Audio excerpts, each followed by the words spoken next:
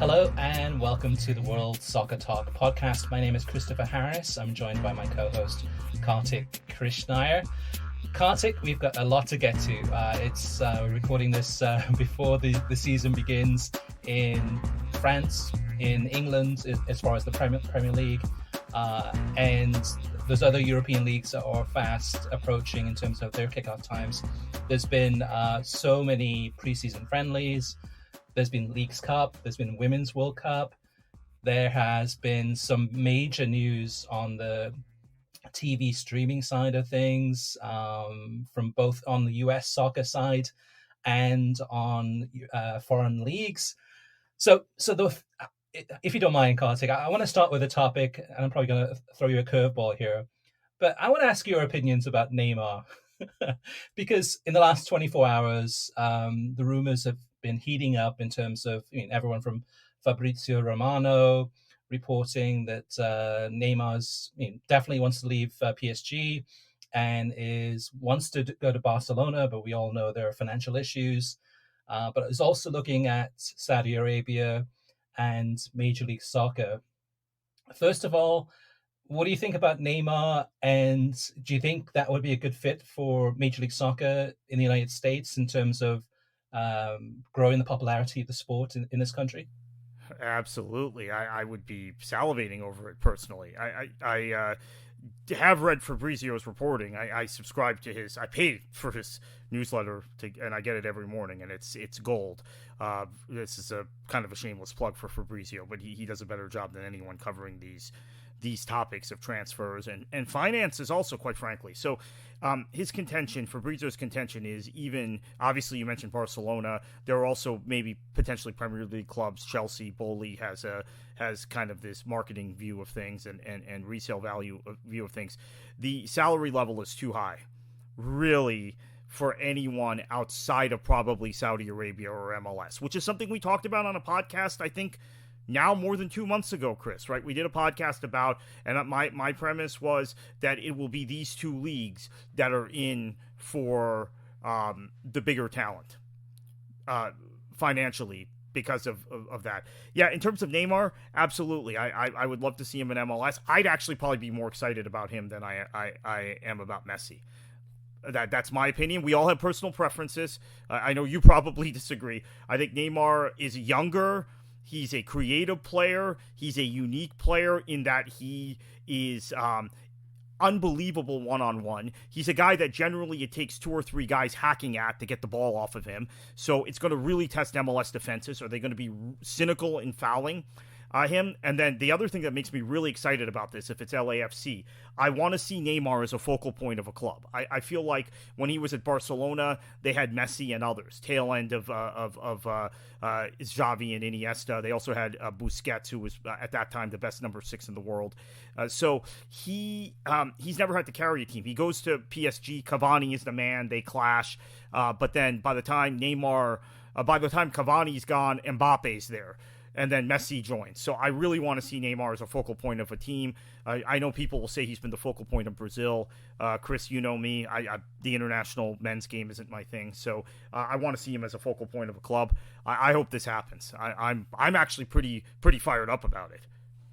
I am too, but on the opposite side of the spectrum here. I think that a lot of people, the way that they judge Neymar is, I think they're judging him from about 10 years ago when he was, even still with Brazil, he's still performing at a high level, really carrying that team through qualifications, etc. But as far as a club player, yes, he's 31, but to me, he's an old 31. Lots of injuries, very injury prone. Yes, he does get hacked a lot. He's definitely the type of player that likes to dribble and show the skill. And other teams, opposing teams, will try to cut that out. But overall, I think he's overrated, and I stand by that too, because I think he, in his prime, was one of the best players in the world. He's no longer in his prime. Having watched him play with PSG, it still has a lot of the same attributes, which I don't think would translate well to an American audience, which is diving, which is kind of basically fake injuries just to try to win a free kick or or to win a penalty. And those are the types of attributes that I don't think I hate personally. And it's a player that is not as his prime. He's not going to move the needle like Messi did.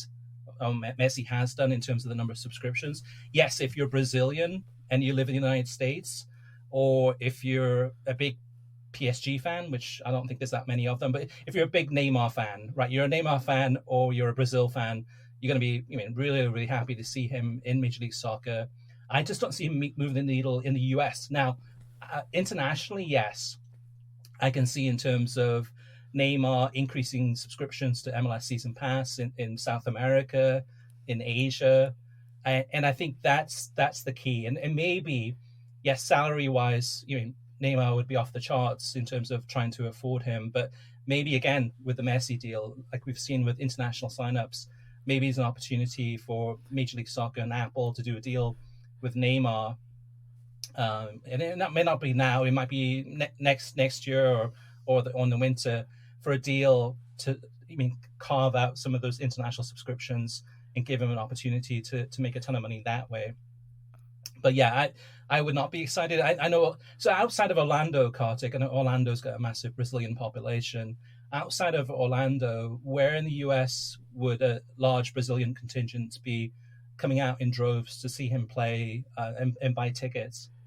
The Boston area, South Florida. Obviously, South Florida already has Messi and Busquets and company on their MLS team. But this isn't about nationality. I mean, I think it's about a superstar that's also kind of a pop celebrity that transcends so much of football. There are mainstream sports fans that love Neymar and don't follow it as closely as you do, Chris. So they don't have all these critiques about diving and maybe him being overrated, which is something I disagree with. I don't think he's overrated. And I would also point out, I think that this is another piece of credibility for MLS. We can't compare everyone to Messi. I mean, I've gotten through 4 days of postmortems, which are still ongoing, about the U.S. women's national team, where people are saying, "Oh, this player wasn't like Abby Wambach. That player wasn't like wasn't like Mia Hamm." Of course not. Okay, I mean, there are only one or two of those players in the world at a given time, and it's the same thing with Messi. Not everybody is Messi or Ronaldo. Neymar, maybe by no fault of his own, maybe it was his fault, but he was elevated to being that third global superstar player, I guess, along with Ronaldo and Messi. He was never quite at the level of those two, okay? I concede that. But no one else is. There's no one else you can sign and say, oh, well, this person isn't going to have the same effect as Messi. Of course they won't. I mean, for me, I'm more excited potentially about Neymar, but that's a personal preference. I want to see him in this circumstance, and I think he's younger. I think he can add more, maybe over a longer period of time to the league. But I wouldn't compare the guy to Messi. I mean, I don't think that's fair.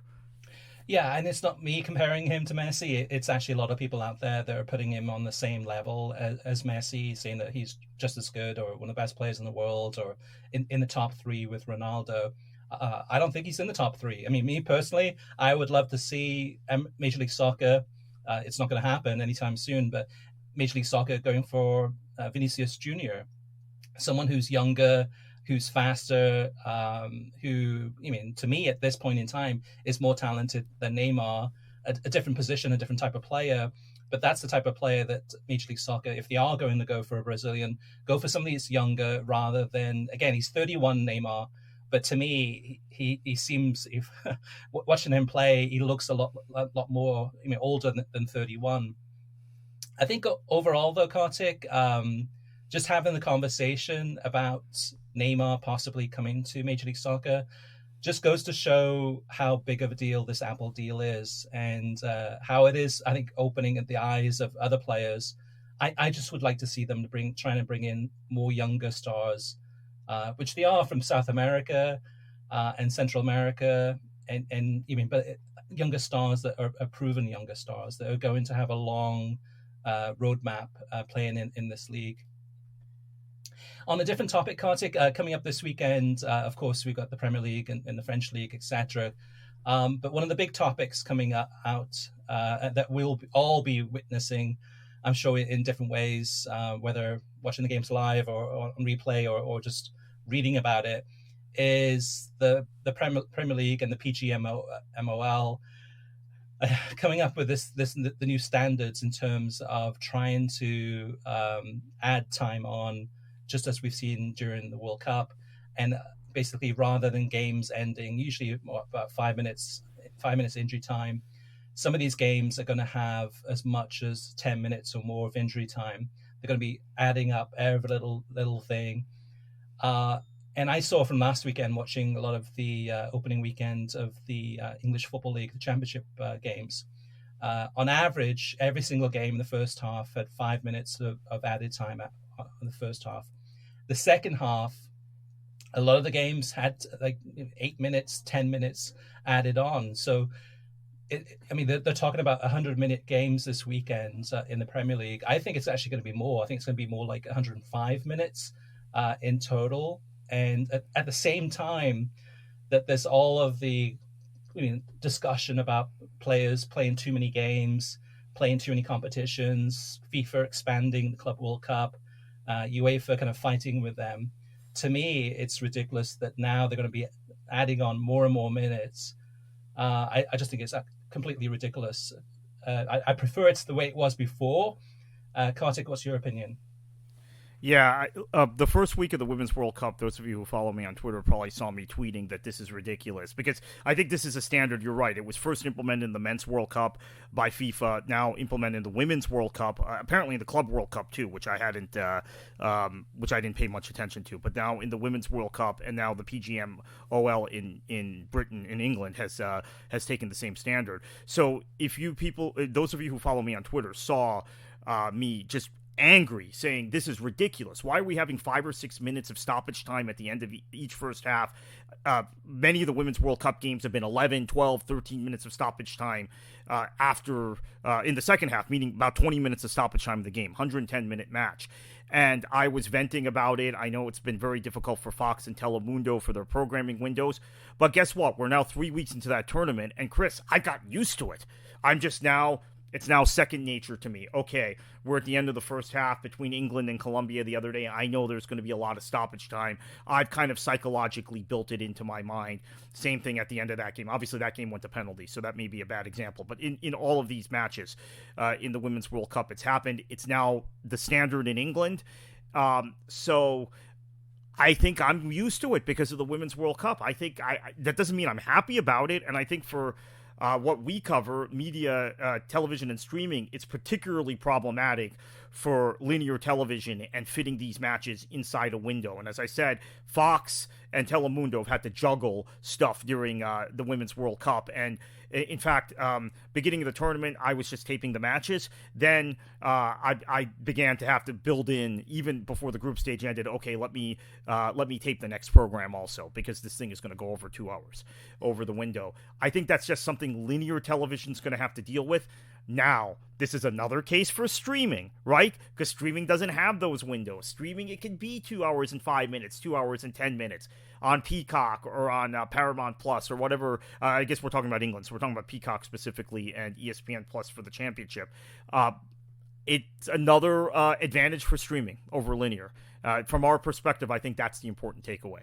Absolutely. I think from the first weekend of the Premier League for the 2023-24 season this weekend, it's not going to be as much of an issue in terms of games bumping up against each other, precisely because of what you said with Peacock. Most of the games this weekend are on Peacock, but on other weekends, it's going to be an issue, because if you have a 7:30 a.m. Eastern game starting on a Saturday morning, and it's between whatever teams, and that game usually ends with injury time about 9:50 a.m., and then there's a 10 a.m. kickoff, maybe on that same channel on USA Network. Well, now with the new rules, and Howard Webb says he's not changing it. It's here to stay. This is happening. I mean, nothing's going to change. So with those games, if they do have an extra 10 to 15 minutes of added time added on for everything from injuries to time wasting, mostly time wasting, then there's going to be an issue, because those games, that 7:30 a.m. kickoff may not be finished by 10 a.m. Eastern, or might just finish right before it. Meanwhile, NBC Sports has to figure out, okay, we haven't gone to commercials yet. And then the kickoff is at 10 a.m. Now, the 10 a.m. kickoff, what they could do is delay it slightly, right? delay it, maybe showing it a couple of minutes later, to try to fit those commercials in. And then for all of us who might be listening to the game on radio or on watching it on social media in terms of updates, are going to find out what happens before we actually see it on television. So there's a lot of different issues. Two more things about this, Kartik, is one, I can see teams and managers specifically changing the way that they kind of manage the game. So, for example, usually second half substitutions, usually most managers are thinking about, okay, about the 60th minute mark, I'll bring on the star striker to come on and add some goals. I could see them kind of waiting until the 70th minute to actually bring that person on at that time, because there's going to be so much added time, injury time added on. And actually, sorry to cut you off, but to that point specifically, there's been a lot of criticism in the Women's World Cup of Vlatko Andonovski and Serena Wigman, the U.S. coach who's probably done now, and the England coach, in waiting for substitutions. I actually have pushed back, saying, even though I have my own questions about their substitutions and when they were made, I think they were made as late as they were. And I think probably they're having this debate in other countries, too, that are in the Women's World Cup because of that specific thing you're saying. Because after the first match of the tournament, we realized, okay, there's going to be an additional 10 minutes or 15 minutes of stoppage time, all told. Why make a substitution in the 60th minute when now you're going to need that person to have fresher legs longer? Let's make it in the 75th minute instead. It has definitely affected the Women's World Cup. It will affect the Premier League. I have no doubt about that, Chris. I think you're making a great point because we've already seen it in practice at the World Cup. Yeah, and I think the last thing on that one is that I think it's going to actually help the teams that are fitter. So if it's a team that's, the entire squad is a lot fitter, they can run, longer for longer periods of time, and rather than getting tired by about the 90th minute, those teams that can go the 110 minutes are going to be, or 105 minutes basically, are going to have an opportunity to score a lot of late goals. So it is going to be very, very different, and I can guarantee you there's going to be a whole bunch of people complaining this weekend because from me watching the actual championship last weekend, you watching the Women's World Cup, you kind of see the differences it has on the game. It is a big change, and there's going to be a lot of upset people out there. But to me, I think it's just absolutely ridiculous. Now, Kartik, let's see what else we can talk about. Well, the other big news, we've talked about Messi, we talked about Neymar. Big news for the US Open Cup. And the US Open Cup, we had talked about, I think a few weeks ago, that TYC Sports was picked up the rights to the US Open Cup semifinal for Miami against FC Cincinnati. Well, now the news is that Telemundo Deportes and Peacock have picked up the Spanish language rights to the US Open Cup semifinals and the final. And I think obviously on this one too, they're hoping that Inter Miami will beat FC Cincinnati, and go to the final and go for the US Open Cup. But outside of that, Kartik, what's your take on the news? And any interesting observations in terms of this announcement? Yeah, it's great news for the Open Cup, which is something we're big proponents of, Chris. And honestly, this is such a missed opportunity for Turner Sports. They had the rights on the English language side. Some CBS local affiliates have relationships with local USL clubs. And so CBS, after launching the Golasso network, decided, you know what, maybe let's talk to U.S. Soccer and Turner about broadcasting a couple games on the Golasso network where we already have kind of crews in place because we have relationships with those USL clubs. Like, for example, here in South Florida, the USL team, Miami FC, their games are broadcast by the local CBS affiliate. So that was one of the games. There were a couple others too, and then that opened the door. CBS said, "Oh, this got well received, so let's air more games." And they've continued to air games throughout the tournament, and now they've got Messi, and Turner They're not in the game at all. At all. Right. Right, at all. Right? And Telemundo and NBC now have this interest. Global rights deal, as you mentioned, for the Open Cup. And this is fantastic also because U.S. Soccer took the rights back from some and MLS. And now they are able to monetize their own property, which was something they couldn't do for years. I love the irony of MLS getting Messi, but U.S. Soccer, who in my opinion have been screwed for years by MLS through their media rights deals, now finally being empowered and being able to monetize this. And I've heard that's happened on the sponsorship side too, by the way. That's probably a conversation for another day, but this is fantastic news. I'm thrilled about it.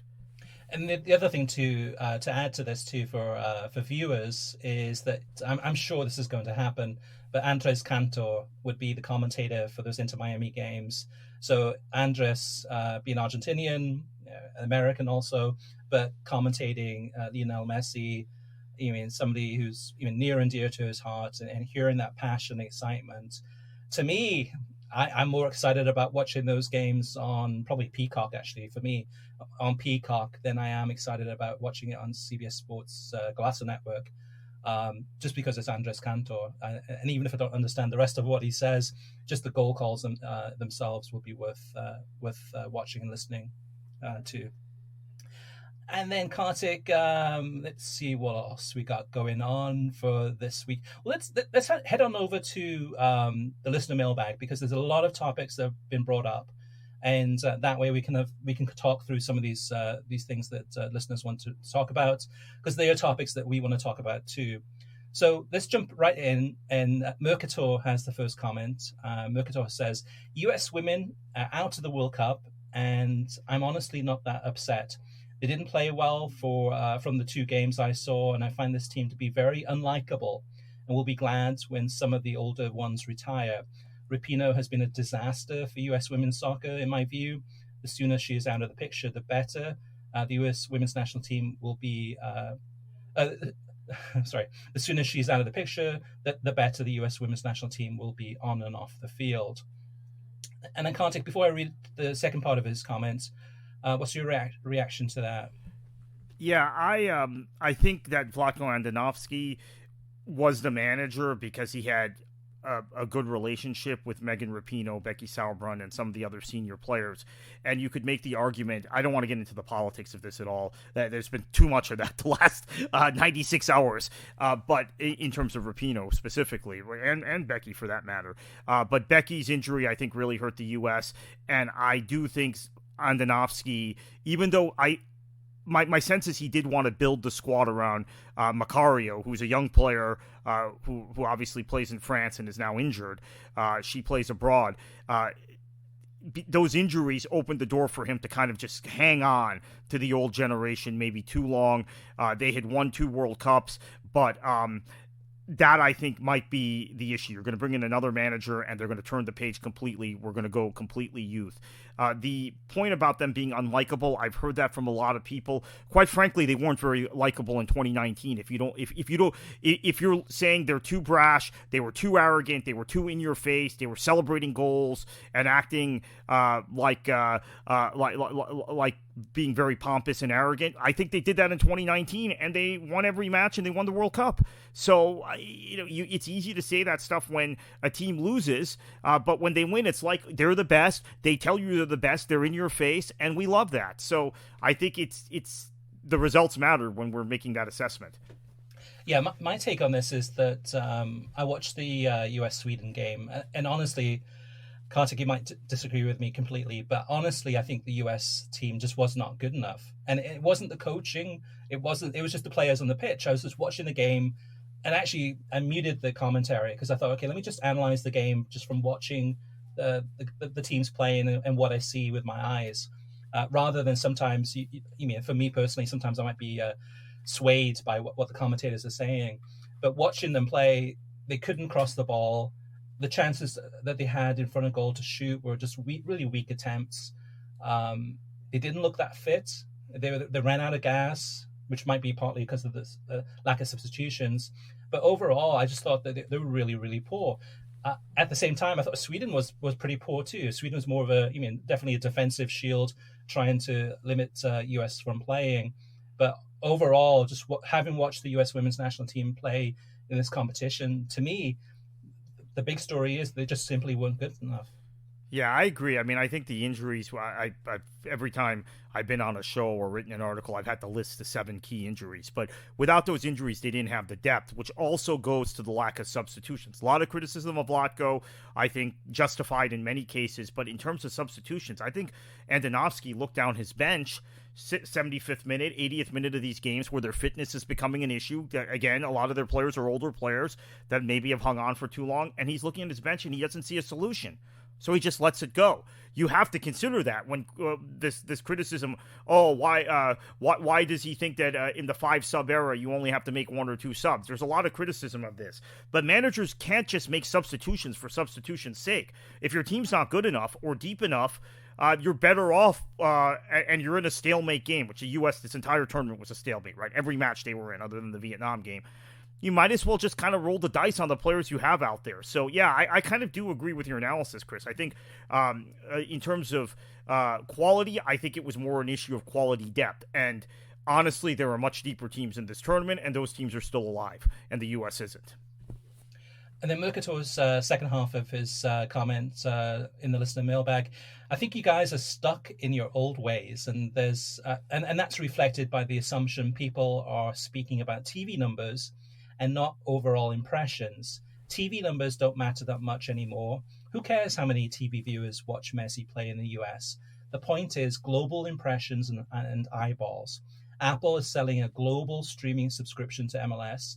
Why on earth would they go about and share what their TV numbers are in the US? It's not 1980.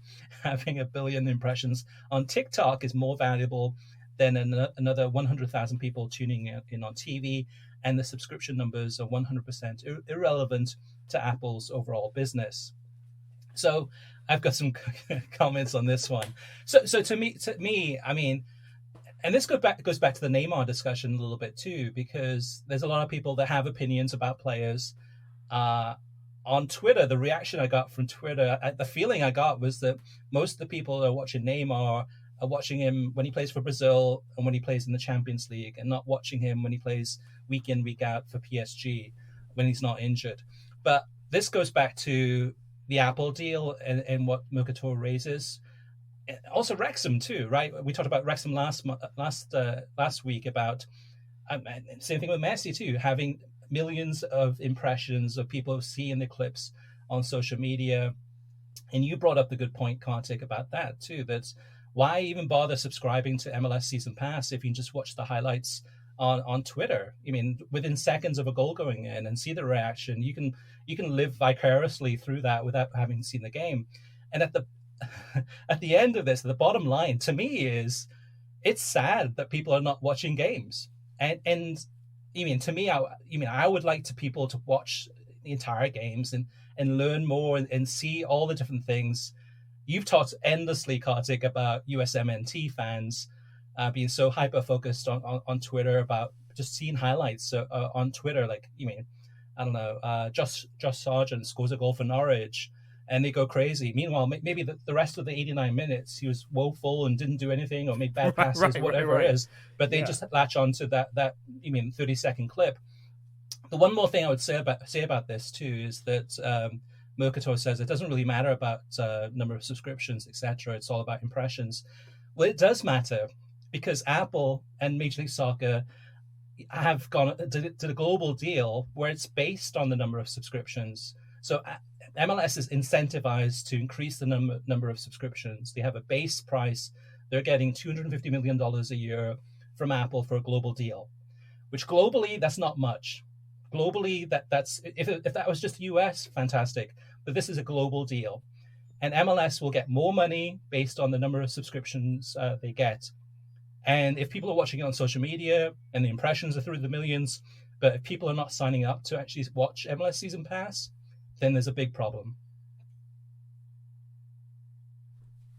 Okay, Kartik. Next up is Raquel. Raquel says, I have to say, despite the US women's national team exit, this has been a spectacular Women's World Cup, one of the most competitive I've seen. What I find interesting is how the reactions to the USWNT being eliminated have mixed undertones. A lot of it is toxic, I should say, most of them having nothing to do with soccer and everything to do with political identity or cultural differences. This is not new. This is not 2019, and the vibes in 2023 are so different. It's become more magnified and frenzied. It's super eye-opening and bleak. All power to the ladies, because the culture may make it rough for them these coming months. And Kartik, I think in a way too, this actually goes back into the social media point of view, right? Is people are living their lives on social media, probably not watching the games, seeing, whether it's memes or all sorts of different things, and just going off and not actually watching the games and giving their own opinions based on what they've seen. They're just going off what other people say, what their personal beliefs are, which can be very toxic. I think you've kind of encountered this too, Kartik, on social media in terms of just the toxicity aimed at you for having an opinion that is different than others. What's your take? Yeah, no, I completely agree. And that's social media, just like those little highlight clips. Sometimes my opinion about this sport are different than others because I'm actually watching games and not just basing it on isolated highlight clips, which by the way, are designed to make every player look good. That's being highlighted. And so I think the toxicity has spread over. I do want to say, to Raquel's first point, this has been my favorite tournament of my life, men's or women's to this point. I think it's been the most competitive, unpredictable tournament that I've experienced, including some Euro tournaments on the men's side that I had actually placed above men's World Cups and above women's World Cups. Because in the past, women's World Cups were the most predictable tournaments of all. You knew the U.S., Germany, maybe one of France or Japan, they would be factors, and Sweden would always be pretty good but never win it, right? There were always these kind of predictable narratives. They go to 32 teams this time, and I think it also is a reflection of the women's game becoming stronger globally, and it's more competitive than any men's tournament I can remember. So I've loved the tournament. But in terms of the social media toxicity, absolutely. And this is also what happens when politics gets involved and you have a situation where the political and cultural side of the United States is polarized beyond recognition, right? It wasn't like this 10 years ago. And you have a situation where this women's national team has been so successful and so, as maybe we talked about in response to Mercator's comment, in your face in the past. 2019, they were in your face. They were arrogant, and they backed up that arrogance, that it became very easy for the other side to poke holes in them. This all having been said, Chris, earlier in the tournament, I was concerned, my God, the country's divided, we're polarized, there are people in the media who are really kind of urinating all over the U.S. women's national team, for lack of a better term. But then, if you consider how many people were watching on Fox and Telemundo throughout the tournament, given the start times of the games, it didn't really impact viewership or fandom. I mean, the impact is now that they're out. But I think a lot of that stuff on social media was just noise. It was social media. It was the most polarizing figures in our society who have an outsized voice on social media amplifying their voice, but they weren't going to watch the games anyway, and they had no influence to stop people who do watch the games and do like soccer and do like the U.S. women from watching these games. This kind of goes back to the point also about impressions, though, Chris. This is why I don't think, I mean, maybe again, Mercator might be right. We're old-fashioned. We're thinking in a old-fashioned way. But I do think television ratings and numbers watching matches still matter. And maybe the tweets of conservative shock jocks attacking Megan Rapinoe and attacking U.S. players for various things got hundreds of thousands of impressions. Maybe it got millions of impressions. But it didn't affect the television viewership for this tournament, at least for the U.S. games. It didn't affect interest among actual soccer fans. So I think that's something we have to consider, and that tells us that kind of the model of watching television ratings and who's watching on linear, who's watching on streaming is still kind of a contemporary thing that's important. Yeah, at the end of the day, I think there's always that base of soccer fans who will support the U.S. women's national team, and it's a massive base, right? We've seen it from the numbers.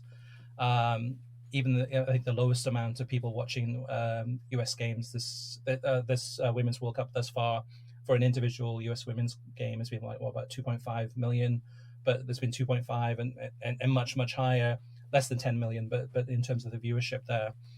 But and those games, the 2.5 million game, that was a 3 a.m. Eastern time kickoff. Let's not forget. Right, in the middle of the night, exactly. I think, I mean, to me, that personally, this is the last Women's World Cup under the Fox deal. The 2022 Men's World Cup was the last deal for Fox also. So the next World Cup bidding will start soon. Hopefully, there'll be bidding. But I would almost like, I mean, to me, I think this Women's World Cup would be so much different if we had a really quality broadcaster that would address some of these issues, would have serious conversations, would dive into these things, and something that would be worth watching rather than talking heads spouting out basically nonsense for the most part, talking about players' emotions and things rather than focusing on stats and metrics, things that you can actually measure. They're talking about kind of the feelings part of it. I just think that it'd be so good to just cleanse this whole thing, and for the next right cycle for the women's and the men's World Cups is to have different broadcasters that are going to actually treat this tournament much better than what Fox Sports has done. All right, let's move on to NPOB 1, and this is in regards to kind of the powerhouse discussion in Major League Soccer, and Inter Miami being a powerhouse team is good news. You mentioned Neymar possibly coming to LAFC. That would be a powerhouse too. So NPOB 1 says, remember when Atlanta United was a super club? If there was a higher salary cap and owners broke away from some, you instantly will. I guess I'm sorry. If there was a higher salary cap and owners broke away from some, you instantly will have super teams. NISA working with USL would be great. Leagues need to align to hold back MLS influence. Imagine a Wrexham local club story in the US. Chris says, even though this is not soccer related, I wanted to let you know that a few weeks ago, the CW acquired the rights to air NASCAR Xfinity Series races beginning in 2025 in a deal that sees every race on over-the-air television. This is in addition to existing rights they have with Live Golf and ACC football and basketball. With this in mind, my question to you is, do you see that CW going after the rights to Serie A, which is going into the final season with CBS under the current deal, as a way of getting a lead-in program for their other sports, especially ACC football? I think it's too niche. I mean, I think Serie A is too niche. Yeah. And the right fee was too expensive last time, I think. I mean, CBS really, I guess the football term, at least in terms of transfers, I'm thinking transfers because of the time of year we're at, would be tapping up the market. I think they overpaid for Serie A, quite frankly. Yeah, and that makes me think of actually one news item I forgot to mention at the beginning of the podcast is that we broke the news this week that Saudi Arabia, the Saudi Arabia Pro League, the rights have been acquired by Fox Sports. So both on the English side and on the Spanish side with Fox Deportes.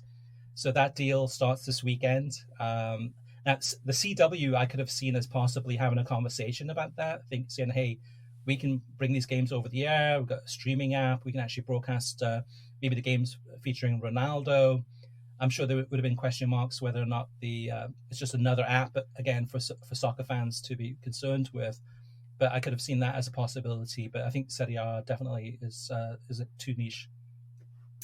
And let me just point out, because I know we'll get criticism, Chris.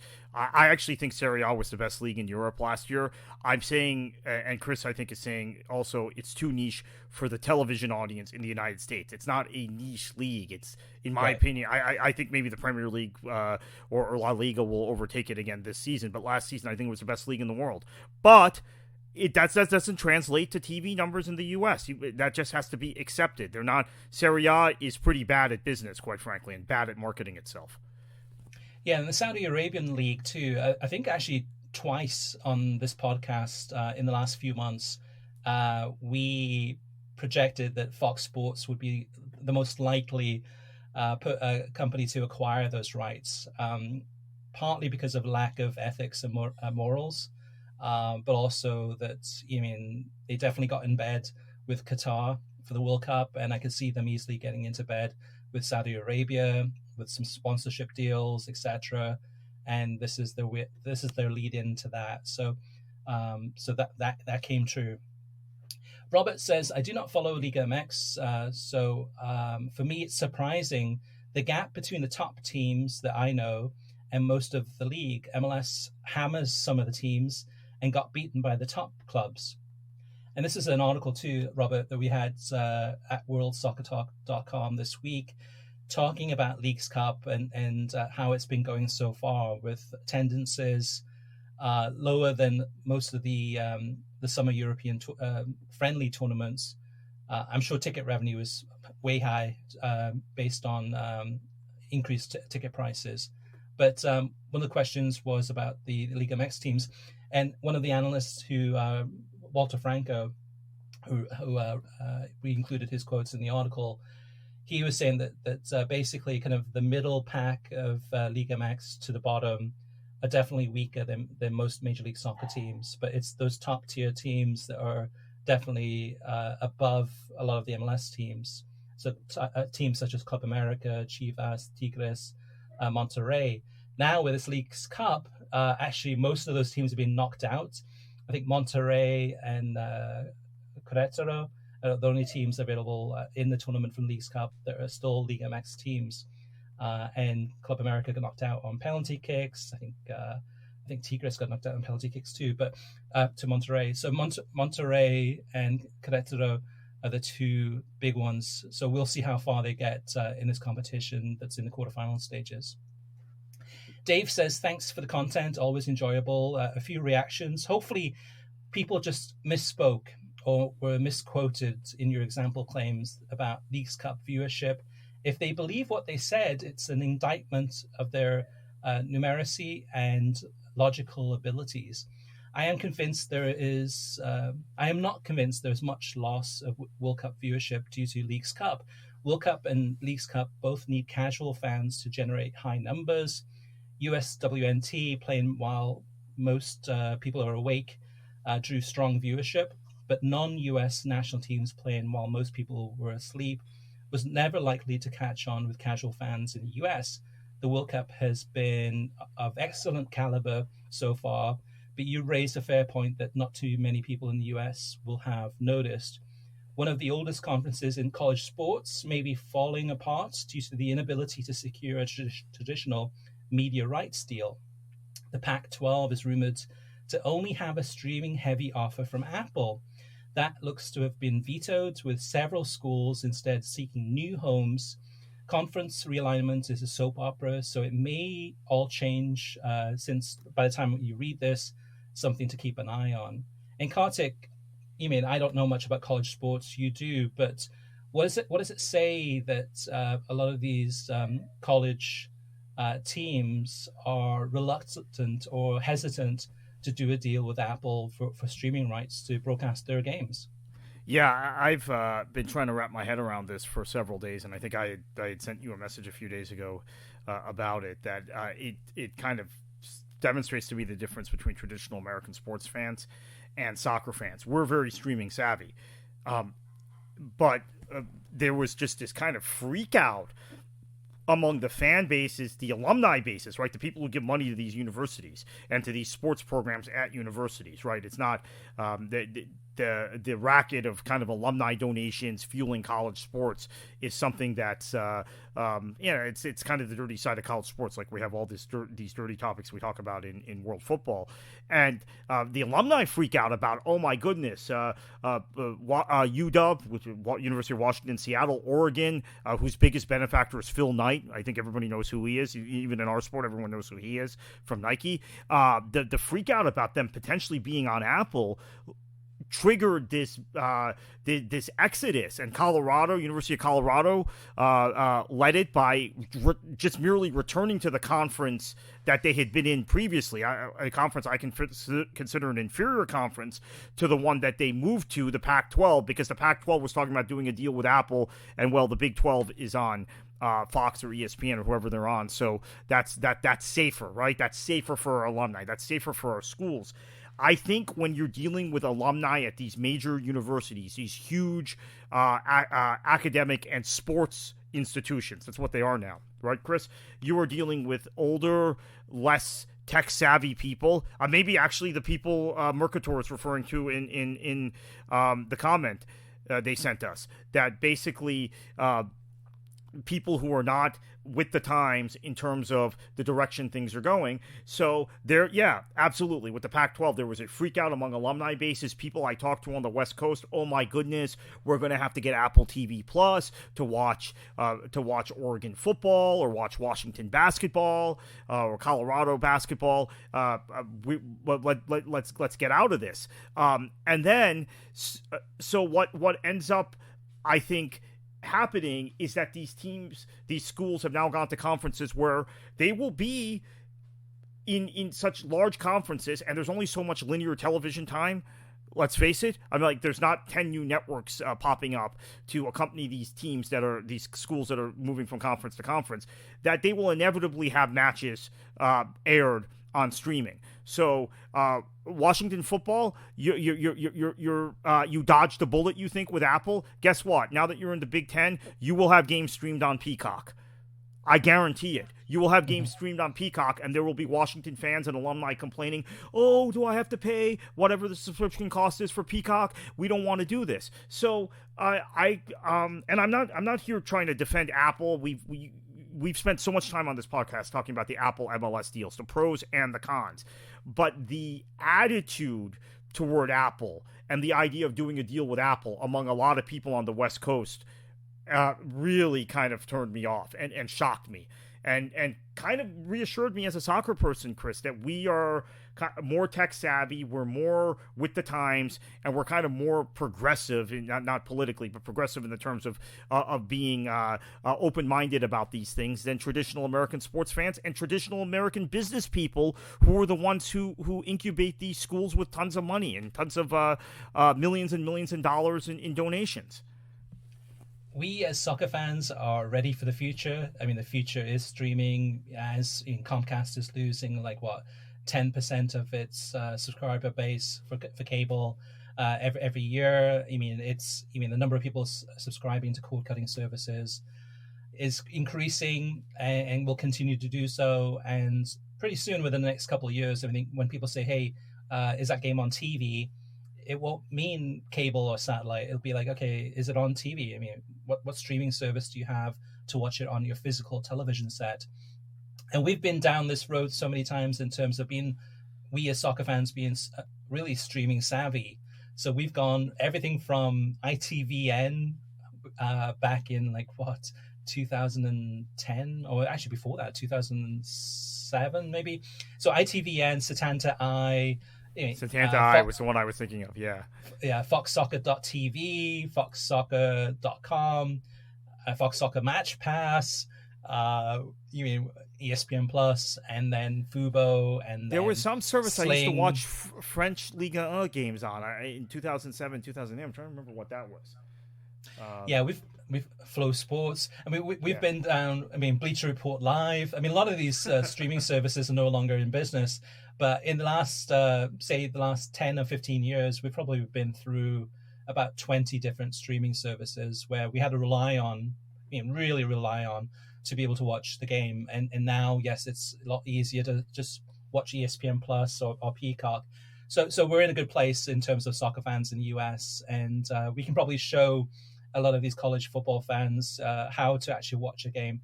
With Peacock, I think it might be one of those things, though, too, Kartik, where if you're a Comcast Xfinity customer and you have the X1 box, I think on there it's just a button for Peacock. You click on that and up it comes. So you don't have to go through the hoops and hurdles of Chromecast or casting it from your laptop or phone to a big TV set or download it in the app and going through all the steps to actually get it set up and those things. But yeah, no, it's interesting to see what happens there with Apple, and how the rest of the sports universe in the US is resisting that. And with Major League Soccer, you could, the choice this season for MLS fans was basically either you're in or you're out. If you're out and not going to be subscribing to Apple TV or MLS Season Pass, then basically you're going to miss about 80% of the games, and you'll catch a few on TV, maybe one a week, and that's it. It's a massive change. Andy's up next. Andy says, this past June, I started listening to the World Soccer Talk podcast, and I love your insight regarding soccer media in the US.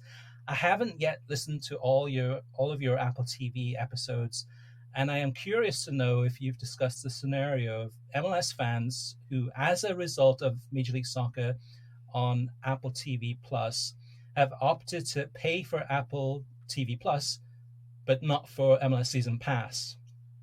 Currently, Apple TV Plus is the only streaming service for which I pay, and I only use Apple TV Plus to watch MLS and occasionally Ted Lasso, but I have not yet subscribed to MLS Season Pass. I have utilized free trials of other streaming services, but only have ever become a paid subscriber of Apple TV Plus, as I love watching MLS, and I'm satisfied with the free broadcast availability of other soccer content that I receive from ABC, CBS, Fox, NBC, and Telemundo and Univision.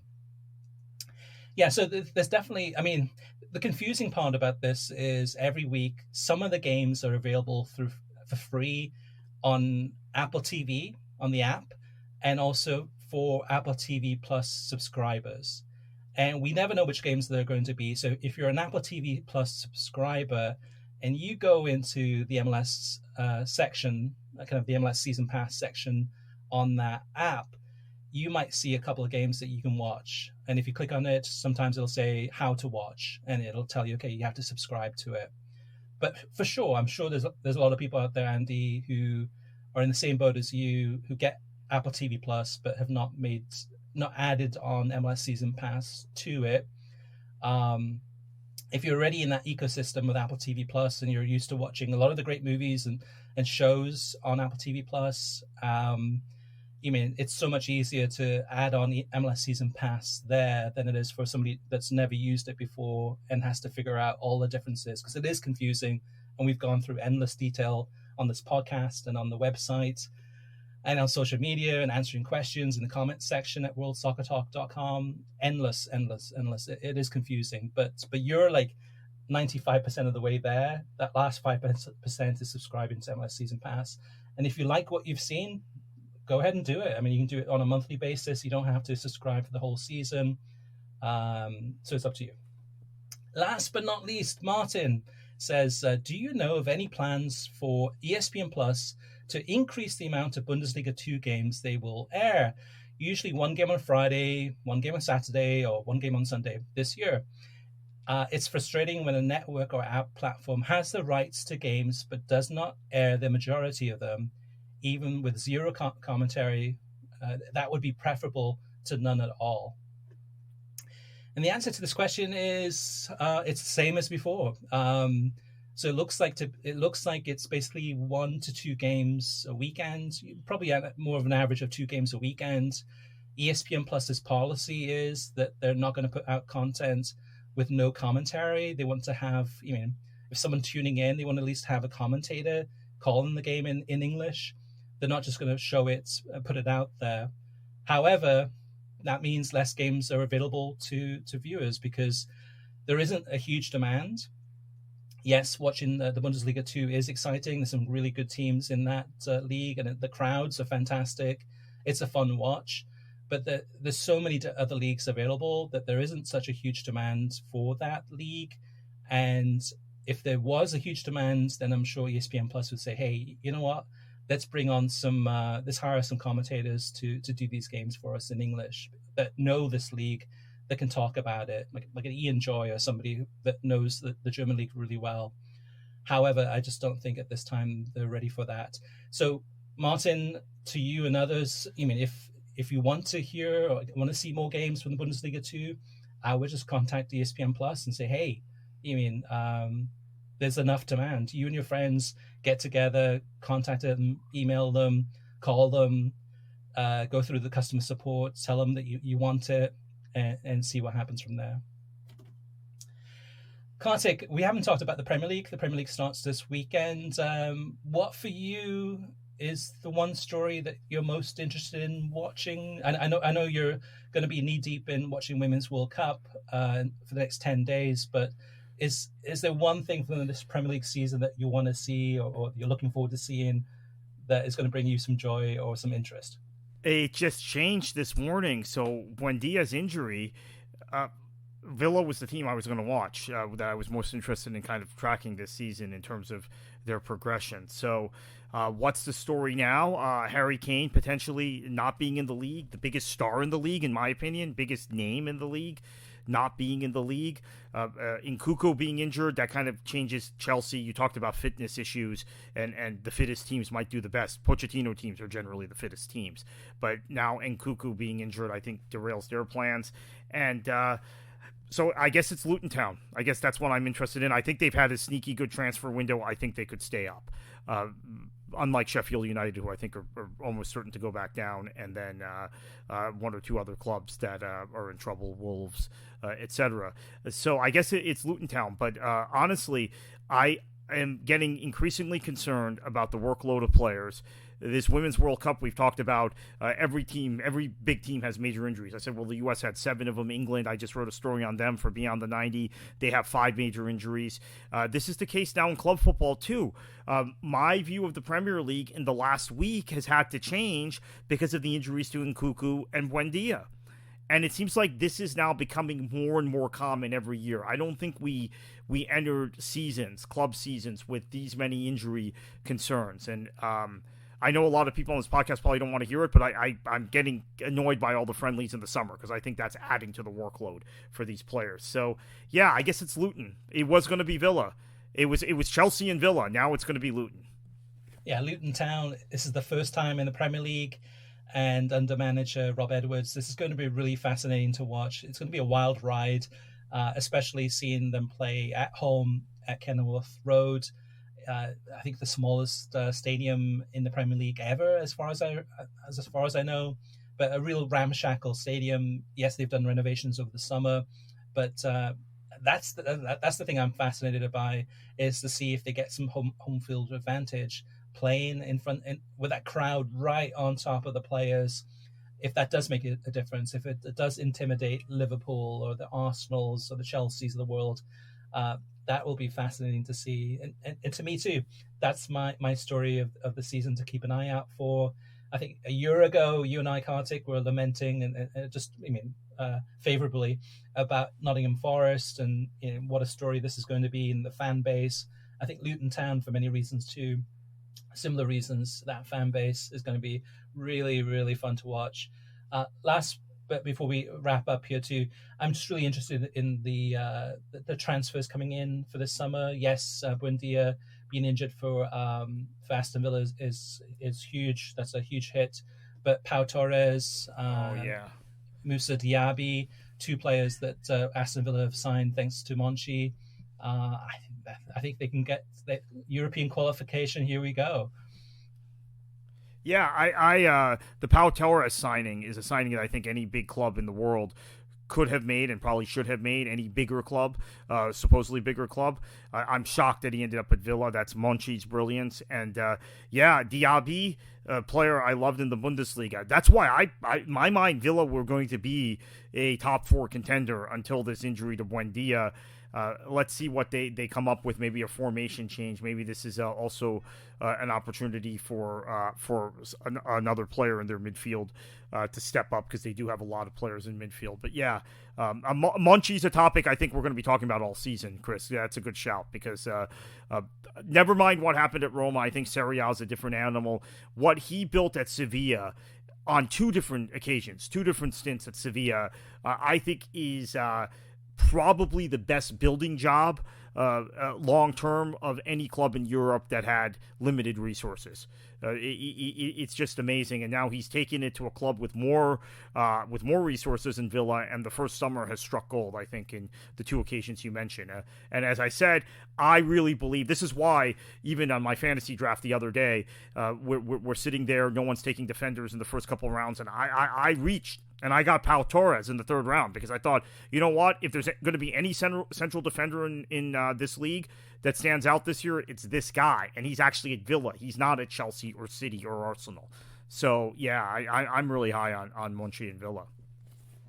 We also have one more voicemail, which I'll play at the end of this podcast. We didn't have time to fit it into the listener mailbag segment, but that is from Raymond. And Kartik, for any listeners out there who do want to tune in and share their feedback with us, for us to read out those listener mailbag comments, get in touch with us. We'd love to read those out through the website, which is worldsoccertalk.com. Click on podcasts and leave your comments in the latest thread there. We also have email. You can email us at web@worldsoccertalk.com, facebook.com/worldsoccertalk. You can send us a message there. youtube.com/worldsoccertalk. You can post your comments on the videos there. And then last but not least, Twitter X at worldsoccertalk.com. Still doesn't roll off the tongue. And Kartik, what's going on at Beyond the 90 and where can listeners find you? Yeah, Beyond the 90, and we're just reacting to our readers and what people wanted. Heavy Women's World Cup coverage. We're covering a little bit of Europe, a little bit of lower division soccer in the U.S. at the same time, but really until Women's World Cup is over, it's Women's World Cup talk over at Beyond the 90. And, of course, you can find me on X. I almost said Twitter, even though we just went through that, Chris, at KKFLA737, and definitely have some thoughts about the upcoming Premier League season, and maybe I'll jump into this debate about Neymar on X that you said is raging, so on social media. I haven't really weighed in on that yet, but maybe I'll get involved in that as well. So KKFLA737 on what was formerly known as Twitter, and beyondthe90.substack.com. I just want to say you guys have the greatest show ever, and I hope all of the American soccer people listen to your show because it is the best, and you don't discriminate or nothing like I'm saying. You tell like it is, hands down. I love you guys, and I'm glad there was a show like this so an American audience get educated instead of the propaganda that a lot of the traditional sports television presents soccer. And thank you for listening to me. Bye.